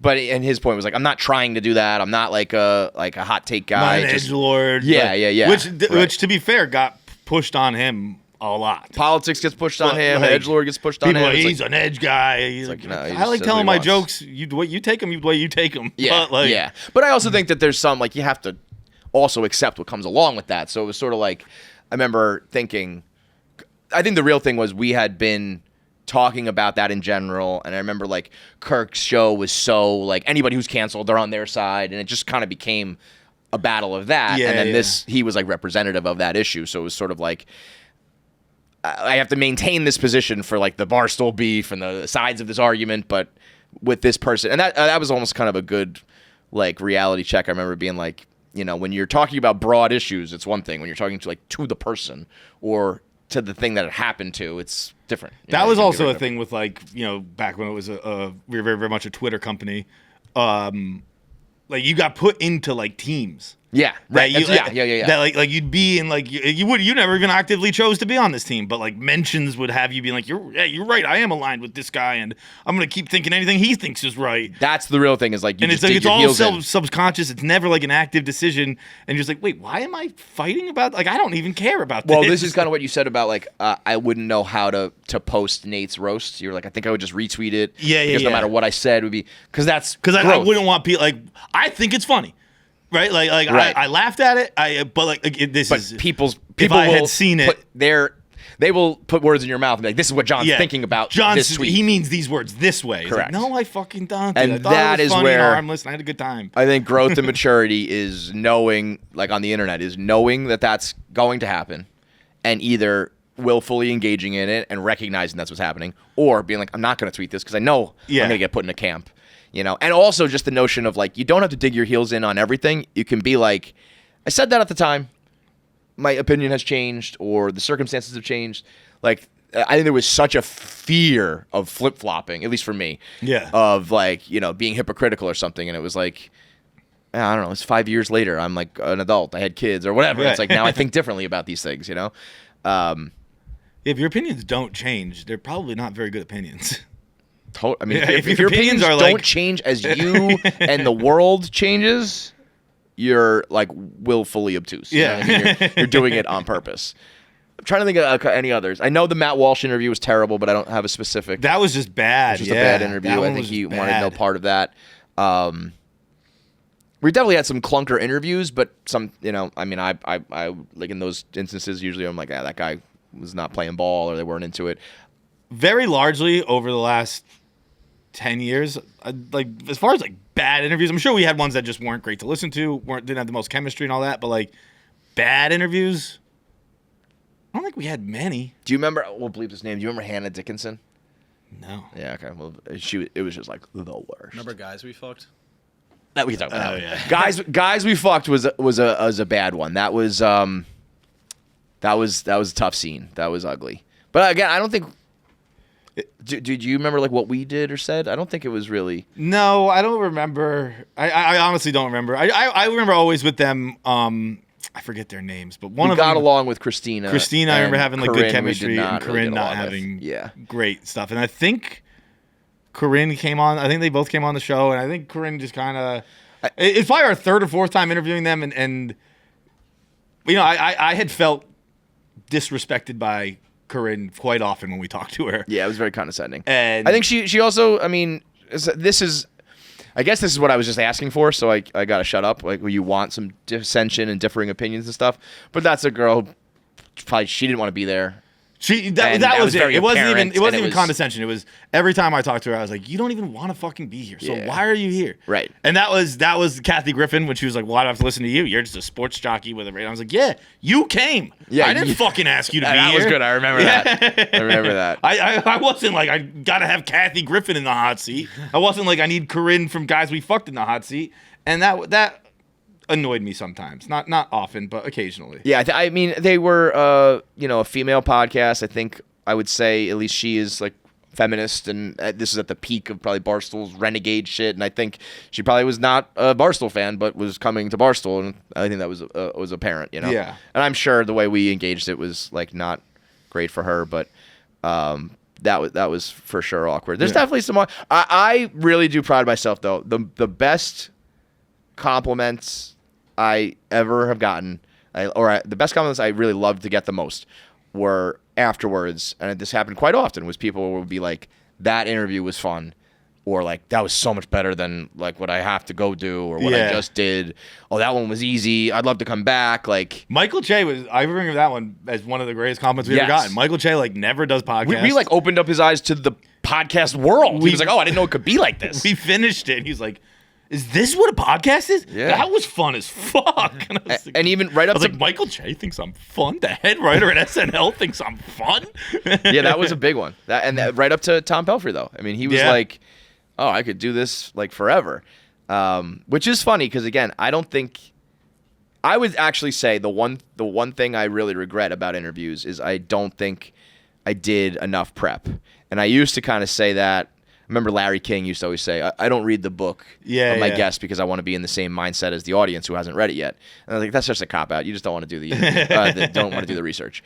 And on the one hand, I do think it makes it a very natural interview when you're kind of, if you're like, and what about this part? And what about this part? And what about that? I feel like that's a little weird. It's like a book report almost. Yeah. But then I remember like with Charlie Sheen, I did read the book and I was able to bring up specifics, and he was so grateful for that. It made him more engaged, and then he gave more, and it was like, oh, that's why you do it. Not necessarily to be able to get the answer. It's like by asking those questions, it changes the dynamic of the show, you know? And what do you think the best is? Do you have any moments where you're like, that was not even necessarily our best guess, but just like we like really did a good job with that, and like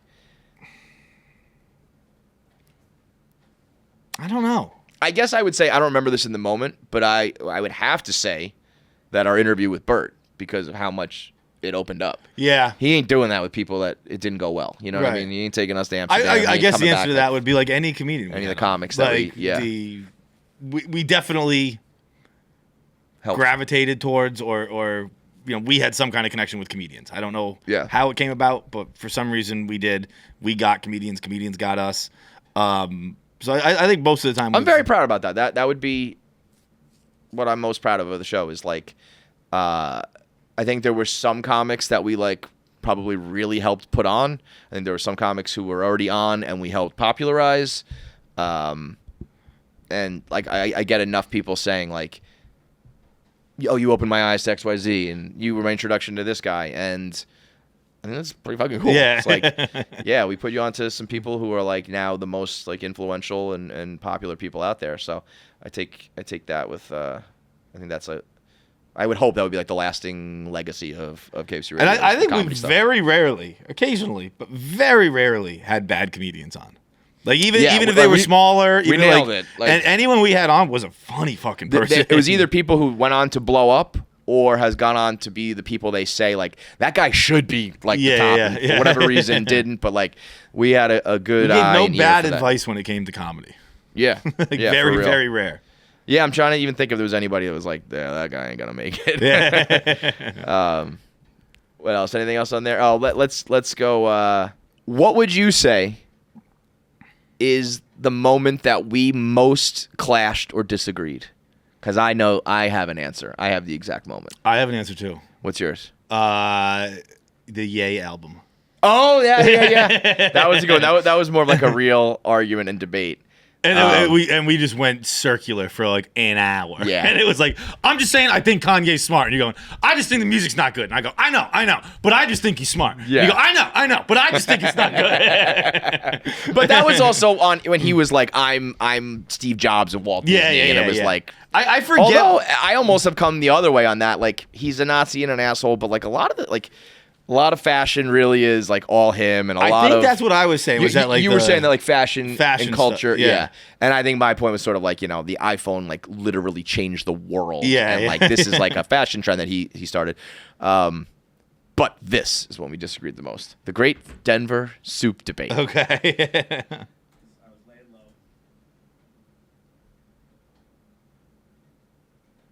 So today I was laying low. We got a show tonight. I was just like napping. I was gonna consider working out and sweating it out, but I just don't even have the energy for that. And the whole gang goes to lunch. There's a group text says, "Hey, let's go get lunch here." I was like, "Look, I'm not gonna make it." I think I texted you. I was like, "Can you grab me a sandwich?" And Kevin says, "Yeah, absolutely." So Kevin says, "There's chili on the menu too." And I went, "Oh, dope. Let me get a French dip sandwich." And you know what? Throw in a chili too. But then because I'm sick, I noticed chicken soup on the menu. And I went, "You know what? Make it a chicken soup instead." And this motherfucker dropped the French dip sandwich and brought me back 2 soups. I said to him, in addition to or just the soup? I meant like just the soup. Here's this This is on you. This is not on me. Literally said I've in addition texted to. I've texted multiple people being like, I'm not the crazy one here, right? And everyone's like, no, he's a fucking lunatic. Just go to a hotel. I want to be clear about something. I want to be clear about this gesture. 2 hours later. Can French dip sandwich now? Yeah, I love a French dip sandwich. I wish you had it in addition to. This is going to be a big point of contention because it is a situation where I'm right. Yeah, but before we do that, I just want to say one more thing. My order at the time was a French dip sandwich and soup, so I didn't want it in addition to. I just recently, I hope that I didn't like throw it out or I hope I can go find it again. I made a shirt that said something like just soup and like in the back said like in addition to or something like that. It's a black shirt with white writing that says like just soup on it. I'd have to see the text exchanges to have a real opinion on this. But if someone's going, you know what, throw in a chicken soup, you drop the chili. And you bring the sandwich back. We're going to do it again. If you said like I'll French dip with chili and then you were like, I'm actually feeling kind of sick, like just soup. I don't know. There are words where you can be right. There are words where you can be right. I think it was the just that got me. if I said, because if you take that phrase literally, just soup. It's like, I'm bringing just soup. But you brought me soup and chili. That was the correct according to that clip. Yeah, that might be be crazy. I was like, why do I have 2 soups here? But that fucks with me. I would not call chili a soup. No, but it's closer to a soup than anything else. That is true. But I would not if call there it was a some soup. sort of debate about like, well, the chili and the soup are obviously like this thing, and like those are 2 different things to me. Yeah, if I brought you just the soup, I would stand by me. If I brought you both, it'd be like, why would you swap out one and not the other? Yeah. I'll bring him 2 liquefied meals. I also think there might have been like I remember we got a lot of chili, and I sort of was like, all right, we'll just like bring all this back. You know what I mean? I don't know if I ordered you a specific one. In addition to, just in addition to, just. That was very good. What is this? So you guys also really disagreed on probably the most, Peanut the Squirrel. This one I still stand by. I don't even remember. I definitely stand by this. You think that people should be able to just barge into people's houses and kill their pets because they're a squirrel? What was it? Peanut. Somebody barged. Nut the Squirrel. I've heard about this a little bit. For what I understand, it all makes a pretty good deal of sense. I remember that you smoked this. This one took you a while. I remember being like, but I don't think there was any. But you got to investigate it. it's a squirrel. It's a pet. It's a pet. It's a pet. You can't just run up on someone. This squirrel has a job. This squirrel provides. This squirrel is probably cleaner than most human. You're acting like it's just a regular squirrel. Dude, you're acting like it's the president. Because this squirrel. It is a random squirrel, man. It just has an Instagram account. It's a random fucking squirrel. It's making them so much money. This is like a famous fucking animal. Doesn't matter whether it's a squirrel or a dog or whatever it is. It's a fucking important. I can't tell if we're even having a serious discussion right now. What's happening? This is the president of the squirrels. This is the most important squirrel in the world. He's got an Instagram. This is the most important squirrel. True or false is the most important squirrel on the planet Earth. But if you I don't know. I've heard about the squirrel 10 minutes ago. I don't have a strong Do you opinion know? on it. Can you name me one other squirrel? Another got you there. That's a good point. Got you there. You It's a can't good name it point. out. It's the most important squirrel in the world today. I hope you guys get shot by cops. I hope you guys get shot by cops. I'll tell you what, man. This is a funny fucking podcast.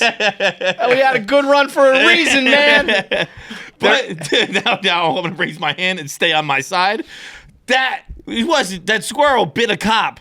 And then they had to find out if it had rabies. And the only way to find out if it has rabies is to kill it and check its brain. Because it just ran up in their house for no fucking reason. It was because they couldn't have squirrels. They had illegal pets. I hope that a cop just runs up in your house and then someone's like, we gotta kill John. They had a bunch of illegal pets and the neighbors kept complaining about it. They had one squirrel who was famous and there was some fucking neighbors hating on him. They said, go investigate it. Then you fuck with the squirrel and it protects itself and then we have to kill it for you because you created a problem that didn't even need to exist in the first place. Took away that whole family's income. Yeah. I think I'm remembering you said they also did OnlyFans at the time, so I think they're okay. yeah. I think it was like check out our cute peanut. They're like, we got a bunch of snakes and a bunch of squirrels and we fuck each other. And you're like these are good Americans, right? I was about to say, what's more American? The American dream. I live in freedom. I can do some wacky shit if I want, and I make a living from it. That's the American dream. This is the world you want to grow up in, John? They can just open your trailer and attack your squirrel. You think that cops should be able to just roll in and fuck with your pets in your porn operation? You should be able to own pets and have porn freely. It's America, man. Aura Frames is your answer for holiday gift giving. They are making everything very, very simple, very easy for you. How simple? I already told you. It's get an Aura Frame. That's the entire advertisement. Okay, get an Aura Frame, give it to Nana, give it to your parents, let them have pictures of yourself in the house, kids in the house, the whole shebang, whoever you want in the house. That's the point of Aura Frames. You have unlimited free photos and videos. All you have to do is download the Aura app, connect to Wi-Fi, and you can put as many pictures as you want up there. You can personalize them, so you can have a message when it arrives. There's a gift box that is included. Every frame comes packaged in a premium gift box with no price tag, so you're not going to be tacky about this gift. Don't wait. Win the holidays right now with Aura Frames. Everywhere you go around the holidays right now, you will see Aura Frames in every house. Get it as a gift. It makes the most sense. For a limited time, you can save on the perfect gift by visiting auraframes.com to get $35 off Aura's best-selling Carver matte frames, named #1 by Wirecutter, by using promo code KFC at checkout. That's Aura Frames, AURA frames.com, promo code KFC. The deal is exclusive to our listeners, and frames sell out fast, so order yours now to get it in time for the holidays. Support the show by mentioning us at checkout. Terms and conditions do apply. If you've ever dealt with insurance on any level, you know it is incredibly difficult. I'm an insurance guy, I guess, and it still sounds like a foreign language to me. It's filled with codes and copays, make reaching your goals harder than it should be. It's tough. It's tough out there. But luckily, Roe's Insurance Checker lets you know if you're covered for GLP-1s for free. If you want to see if you're covered, just submit your insurance card and Roe will take care of the rest. No paperwork, no hassle, no waiting on hold. Roe's free insurance checker will send you a comprehensive report of your coverage details so you can make a decision that's right for your goals. If you decide to move forward, Roe can help you understand if GLP-1s like Ozempic and Wegovy are right for you and your goals, but that's just the beginning. Go to roe.co/KFCR for your free insurance check. That's ro.co/KFCR and see if your insurance covers GLP-1s for free. Go to roe.co/safety for boxed warning and full safety information about GLP-1 medications. There are a few moments that made me laugh the hardest. Timothee Chalamet is one of them. Come in Your Hand is another one. We'll play that in the coming days. I think this is the most fun I've ever had in the studio. You already know what it is? Yeah, this is us showing Bert our balls. Yeah. But just to be clear, if you're listening, Bert is not on. Oh, did you see the top though? Okay, I didn't realize. No, I didn't see anything. So John just saw like what he was wearing and what I was wearing, what we were doing, and he immediately knew that this is the time that Bert Kreischer, we all showed each other our balls. 100%. I didn't see anything. I just saw this picture and I went, "This is when we showed Bert our balls." I think this is my favorite moment. I wouldn't have said This was maybe my worst day on the podcast. What do you mean? Not prepared. Tight balls that day. This is your performance. I guess so. It is your performance. Your balls. The whole time I'm thinking in my head, I'm like, my balls are pretty tight right now. Well, because that was the thing we were talking about how long your balls are. Yeah, right? I got long ass balls, but they fucking. But was it? They're temperature based. They are. They're temperature based. It's like it's like one of those old school thermometers. It floats up and down based on the temperature. Why do we do this though? Yeah. Was Bert did something with his balls? Weren't we? Oh. I think Tom said something like Bert has the longest balls. And No. I was like, nah, we got you beat. I think you're right. Yeah, I think he you're had right. shown his balls to somebody in a plane, right? He said he was Yep. walking backwards down the aisle of a plane like Yeah, this. yeah, and yeah. like somebody saw his balls, and he was like, A you got private the plane. longest balls of all time. Yeah. And I think both of us were like, we might got you beat. And so then we had to do it. Yeah. I want to see you naked. Bert, I really want to see you naked. Oh, this was rewind just like 10 seconds because this was so funny and professional by Bert. He was like, "I'll do it, but we need verbal confirmation." This was in the Me Too era. He was like, "I'm not getting canceled for this." I don't want to ask you. Is it okay to see me naked? You have to say out loud, Bert. I really want to see you naked. So let's go. He's being dead serious. By the way. I really want to see you naked. Bert, I really want to see you naked. Bert, I really want to see you naked. Bert, I really want to see you naked. Let's measure some. See, he's fluffing them. But my hands were so cold I couldn't fluff them. Made him colder. Yeah. Mine are like hang on, it's like Mine are too cold. I'm having a good ball day. I look like I'm jerking off. What good ball day looks like, okay? Good ball. None of you just done it from the back. They are so The Bert had really long balls. You literally like a kitten pawing a toy. I'm so embarrassed. This is my balls are. I love that we've just decided to do this from behind. You could easily do this in the front. I don't know why assholes need to be involved too. And we're gonna do this on camera. We're doing this? why not? What are you gonna do? Oh my God, I spread my legs. Bend over more. Bend over more. Pretty long. I got long balls. I got long balls. I mean, I knew it. I got long balls. This is the pinnacle of the show. Dude, It's the pinnacle of like my. This is I what don't get a long balls. you were so tight, literally about it. Dude, I'm uncomfortable watching it just because I knew I didn't perform well. Yeah, you got to Nah. Bend over more. What is that move? Because he had been saying paw at him, so I think I was just pawing at him. That is okay. Okay, wait. That's my favorite moment ever, truly. But what might be my new favorite moment ever is knowing that you feel a way about this because your balls were too tight. I didn't perform. It sounds like a guy who's like, I blew Game 7 of the World Series. I didn't perform that night. But it's just about the temperature of your ball sack. I was heartbroken after that. Because I'll say We talked this. up a big game. We got long balls. I still believe I had the longest balls in the room. I still believe that. Fellas! To this day, I got the longest balls in the I had room. the longest balls in that room. And they weren't there. They're a fickle beast, my balls. They're all balls. Yeah. That's the thing. I still to this day, it's crazy how when they can be tight, they're like up in your shit, and then they can be grandfather clock between your legs, man. Bouncing around my ankles. The funniest, I do really get a kick out of during sex when they're swanging. And you're either banging on some girl's doorbell or you're hitting on her back door. If you're doing it right, you're hitting both like one of those boats at King Richard's Fair. Bam, bam.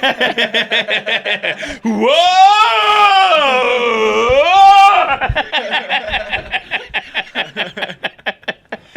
Great performance art. You get that feeling in your tummy. Whoa! That was such like wholesome. I don't want to say I don't want to be sexist here. A lot of great female podcasts out there. Women have really taken over the space as well. But like in the beginning when it was just like bros doing their thing, like, that was the pinnacle of that shit for me. That was just like, yeah, we heard the story about your balls. Now we're going to show each other. The laughing and the fun, it was like just pure fucking fun in that moment. That was absolutely awesome. We're going to wrap up here. The only thing I did want to shout out is I got a text from Steve Peralt the other day. Oh. Steve Peralt used to work for KFC Radio.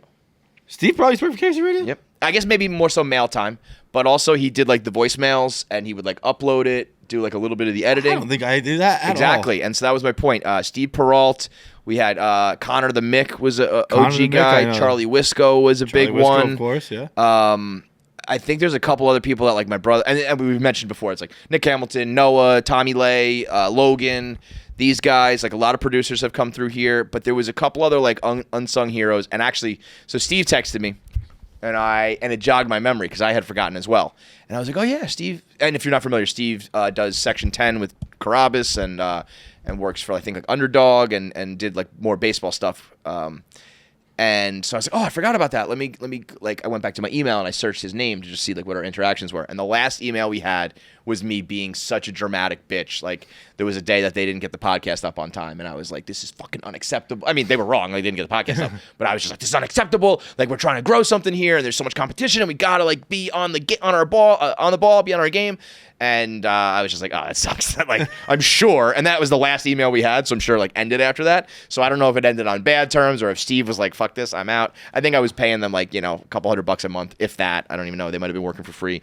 But like Connor the Mick used to go through all the voicemails. Charlie Wisco did everything for us. Steve was a big part of it. I even got an email from this guy, a DM from this guy, Brendan, who was just like a fan. And he was like, congrats on everything. I don't know if you remember, I sent you like a couple sheets of like what I think you should like unsolicited advice of just strategy and where to take the show, what trajectory to take and all that.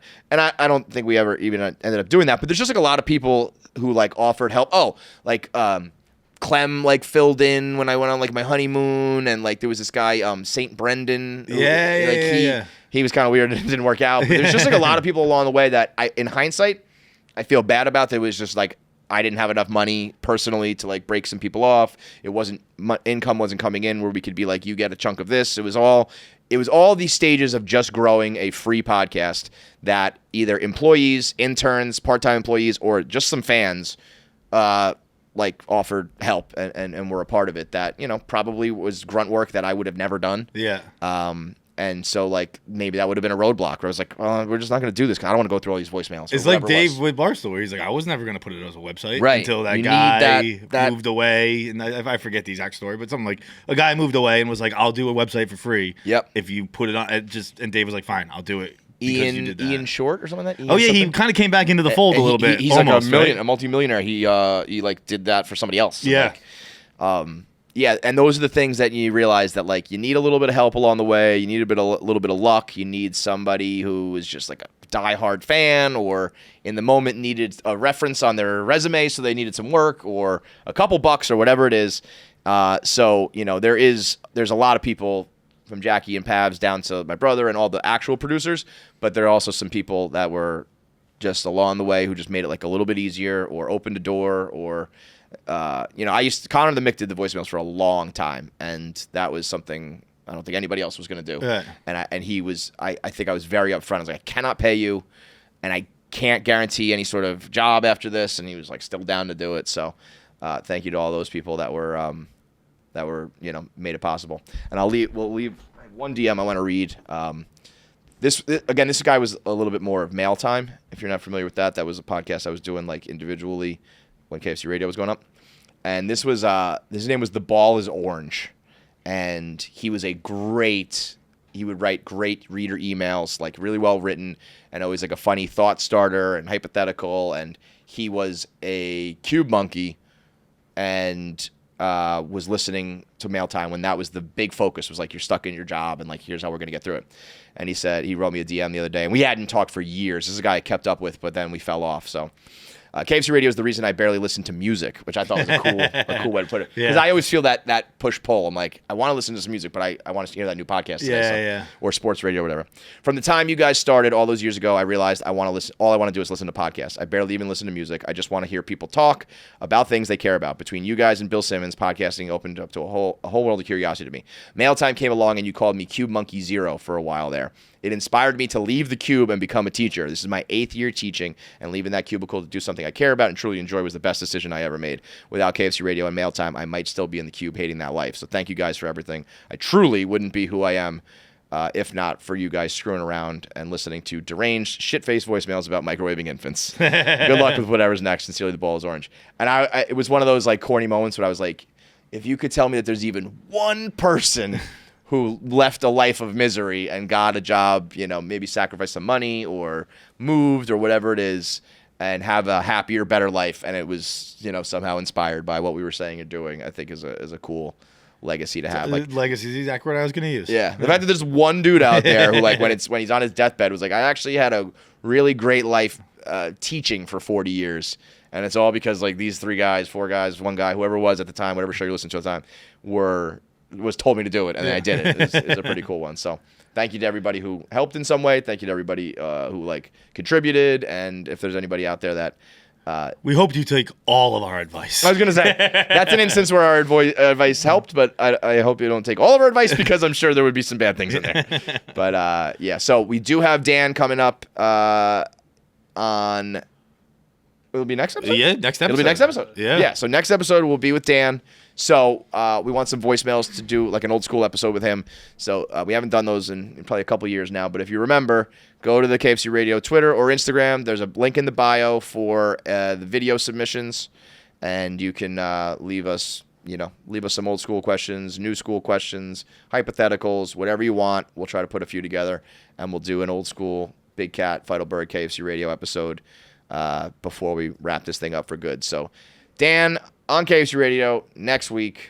See you then.